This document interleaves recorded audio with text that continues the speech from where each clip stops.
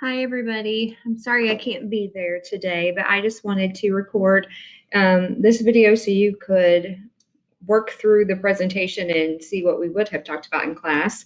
So we're going to talk about the MEES, MOSB, and mentoring. And if we were in class, I would have had you introduce yourself to a different neighbor.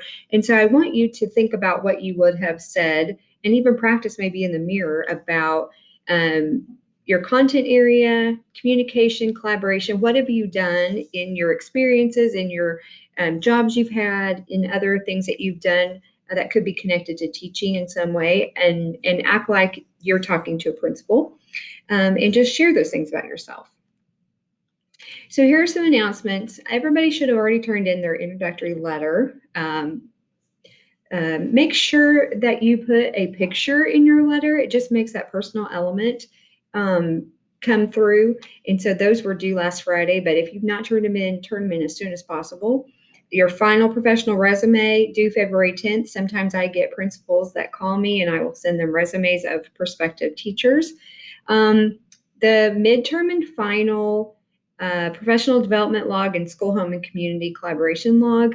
You'll have one that you turn into your university supervisor at the midterm, and they will evaluate that. And then at the final, around in April, at the end of April. I wanted to talk about just a little bit about what these things are. The professional development log is anything that you participate in your school that would be considered professional development. Now, I don't know why that doesn't have the title part on it, but anyway, so you're just going to fill in the date, time, the activity that you did. So if you participated in a workshop in your grade level team that was all about guided reading, or it doesn't matter if it was done by an outside person or if it was done by someone within your district, you can still put it on there.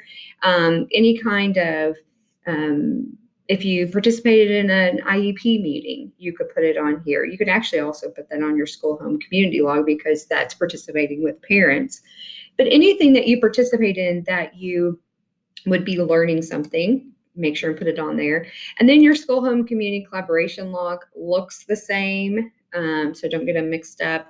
But here you're going to be putting things on there that you participate in the school or in the community or with parents that aren't necessarily a part of your primary job responsibilities. So like if you are a coach and you are assigned to help coach the track and field team, like Tyler Goatley might be, then you would not count every track meet that you go to as part of school, home, community, because that's a part of your expected job responsibilities. But if you are teaching third grade and your students play soccer and you go and watch them play soccer during this semester, then you could put that on here because you are out in the community, you are supporting your students as they're doing other things.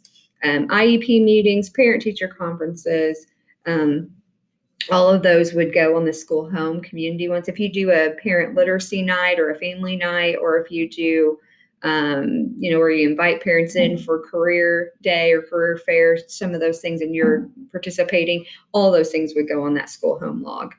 I still haven't gotten a date for the mock interviews, but stay aware, and I will communicate that when we get that.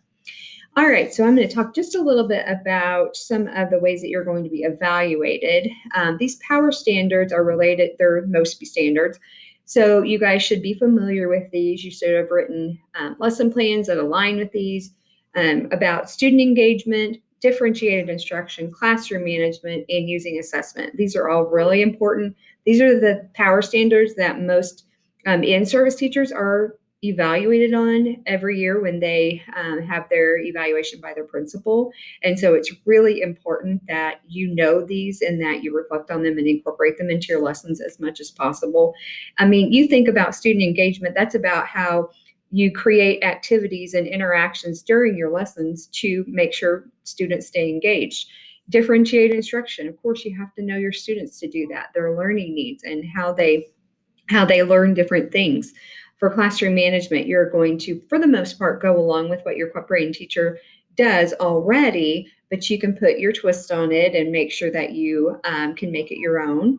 And then using assessment. So you're going to, every lesson, you're going to be collecting formative information, formative assessment data to show what you need to teach next. And so that's really important for that fourth power standard. All right, so based on those 4 standards, you are actually going to have to create a professional development plan for yourself. And I put this picture on here because this is me doing a presentation at an ISTE conference a couple of years ago. And so I was helping with PD with these teachers that are here, but you need to do your own PD plan. And this is actually a requirement for DESE for your certification. So I have to have this for each person. And it is based on those 4 power standards. And so you're going to work this out with your cooperating teacher. You're going to have a goal to meet, and that might mean more active lessons. So more active activities during the lesson. So that might be, you need to be more specific than that, but that might be a goal. What strategy are you going to do? You might have the students kind of like if you were in my assessment class, you might have the students do a value line like we did that first day where they moved to one side of the class or the other. You might have them do a 3-corner activity. You might have them do sticky notes. You might have them, lots of different things you could put there. The resources and support, if you need some, like if you need sticky notes, if you need maybe the special ed teacher to be in there while you're doing this, what kinds of resources and support do you need? And then once you implemented that, what results did you have, or what results would you expect?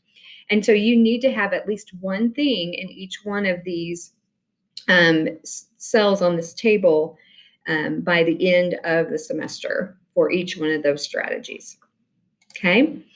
All right, so that's your PD plan. So how will you be evaluated? Some of you might have already been evaluated by your university supervisor. You are continuously being evaluated by your cooperating teacher. They should be filling out that weekly form and giving you a rating on each one of those 9 MOSB standards throughout the semester.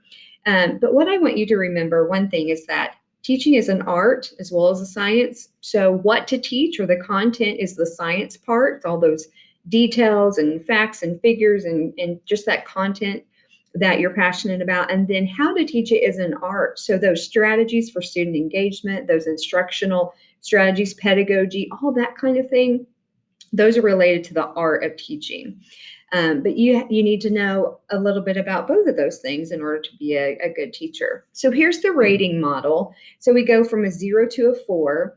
We do not expect you to be at a 3 at this point. I mean, this is only the 3rd week of the semester. You should be still at the 1 or 2 stage. That does not mean that you're a bad teacher. It means that you are developing your knowledge to be able to teach it in a way that students understand it. So a 0 represents not a 0 like you don't know anything, but it's mostly not observed. The 1 is where you should be about now, maybe a 2 in some of the places, a developing candidate, because you know how to articulate the knowledge that what you need to do with students, and you demonstrate it in some instances. And then by the end of student teaching is where we want you to be the skilled candidate, able to articulate the knowledge necessary and effectively demonstrate it consistently in your classroom. And then number 4 is the exceeding candidate, and that is somebody who, I'm going to say, walks on water. They have it all together. They know what they're doing. They develop lessons. They react in the moment and change direction for their students and their needs. So if you click on this link right here, it gives you all, and you should have already seen this by now, but by this point in your coursework, but it gives the standards and it gives the different levels and it gives examples of what your cooperating teacher and your university supervisor will be looking for at each one of these levels. Okay, so it goes for every single standard. So you can look at those and you can see what level you're supposed to be at by the end of the semester. So you're supposed to see movement on the continuum. So you should not necessarily be at a 0 if your cooperating teacher doesn't see it or if the university supervisor doesn't see it. I would prefer that they mark NO or not observed as opposed to a 0. You should be here, you know it, but you aren't necessarily doing it all the time. A 2, again, consistent day to day. 3, effective day to day, which is what you should be by the end. And then number 4 is that walking on water person. So our continuum is a little different than the continuum of in-service teachers because they go from a 1 to a 7. So their rating scale is a little bit different, but I just wanted to see you let you see the comparison. So I just stuck this funny in here because sometimes it feels like this. Your evaluation will be based on what you do in the next 30 seconds. Well, that is not really true. You are continuously being assessed and evaluated. Your cooperating teacher, as they assess you throughout those weeks, those should be ongoing formative assessments. They should be having conversations with you. And then when your university supervisor comes, that's more of a summative assessment of your time at that moment in time. And then hopefully everybody is involved in the conversation that happens afterward with the feedback given, because we never want you to feel like this, that everything is riding on one little thing that you're doing in the next 30 seconds. So whenever you are evaluated, most of the attention should be on how the students respond and how the teacher is teaching. So those two things interacting together. You can see this is my classroom when I was teaching first grade. I was in an astronaut suit. This lady was from NASA. It was fabulous. My kids were totally engaged in what was happening. They thought it was so cool that I was in this suit, and the Beth Whitehead, the NASA representative, was just talking about what astronauts do, and we were in the middle of a unit of space about space, and my kids were just so engaged. And so in this, if I would have been evaluated, the university supervisor would have been looking at how my kids were so engrossed in what we were doing, and based on what I was doing at the time. So think about it like that. It's about what you do and how the students respond. So the purpose of feedback. So I want you to know that in the conversations that you have with your cooperating teacher and your university supervisor, they are going to give you some feedback potentially that might be hard to take, because we feel like we've gone through our entire program. We know what we're doing. We feel pretty confident, but there are going to be some things that you are not great at. And that's okay, because you are still a developing teacher. You are still learning. You are in the mentoring process, and that's a good thing. So the purpose of the feedback you get is to improve instruction, to inform professional development needs. In other words, where do you need to grow and what resources do you need to help you grow? And then to enhance your individual growth plans. So the Missouri standards, you guys are very familiar with these. If you want to go here, you can look at all of the details of those. I already showed you the professional development plan and the power standards that you need to be able to have a plan for how you're going to improve in those 4 plans, in those 4 standards, and that's by the end of the semester. So the mentoring relationship should include all 3 of you: teacher candidate, cooperating teacher, university supervisor, and you guys should be in communication with each other. You should talk to each other. You should feel like you can confide in both your cooperating teacher and university supervisor. So please stay in constant communication with them.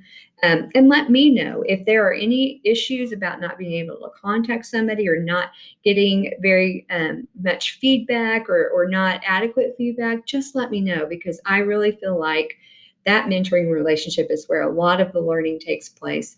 And it needs to be strong and lots of communication involved for that to happen. All right. Well, that is it. I hope you guys have a great Wednesday. I'm sorry I couldn't be there, but I appreciate your attentiveness, and I look forward to seeing you next week.